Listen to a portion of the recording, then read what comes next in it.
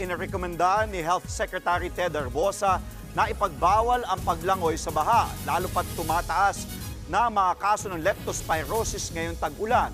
Nasa frontline ng balitang yan si Maricel Halili.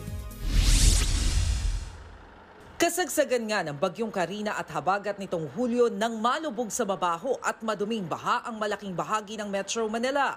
Pero kahit pa di ligtas, enjoy pa rin ang ilang bata at matanda sa paglangoy sa baha. Pero bukod sa dumi, nadala ng basura, nariyan din ang banta ng iba't ibang sakit gaya ng leptospirosis na nakukuha sa ihi ng hayop gaya ng daga. Kaya para maiwasan ang paglobo pa ng mga kaso ng sakit sa bansa, inirekomenda ni Health Secretary Ted Herbosa sa mga lokal na pamahalaan na ipagbawal ang paglangoy sa baha.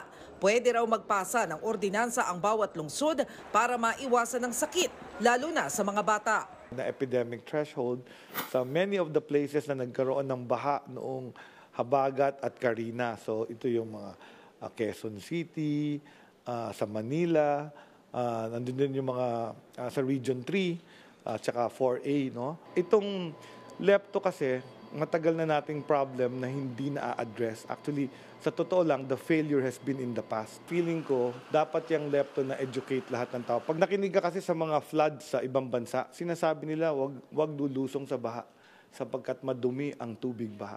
So ang feeling ko, hindi siya communication problem, behavior problem siya.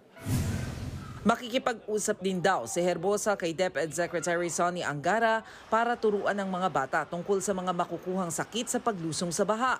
Sa mga ospital, dumami ang bilang ng mga pasyenteng tinamaan ng leptospirosis matapos ang pananalasa ng superbagyong Karina at hanging habagat. Sa San Lazaro Hospital sa Maynila, 94 leptospirosis cases na ang naitala sa ospital. 7 dyan ang nasawi. Sa dami ng pasyente, ginagamit na raw nila ang kama na nakalaan para sa ibang sakit. Sa ospital ng Maynila, 37 cases ang naitala matapos ang bagyo. Sa Quezon City naman, 175 na ang kaso ng leptospirosis mula noong Enero hanggang nung Biyernes. Karamihan daw ay naitala nung kasagsagan din ng bagyo. 4 na pasyente ang namatay sa sakit.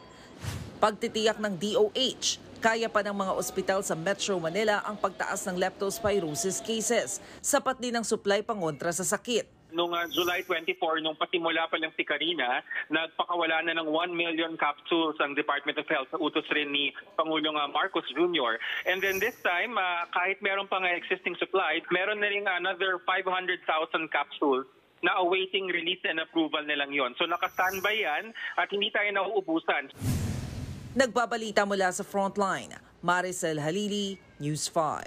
Mga kapatid, Lucy Cruz Valdez po, maging maalam at may pakialam sa mga napapanahong balita sa bansa.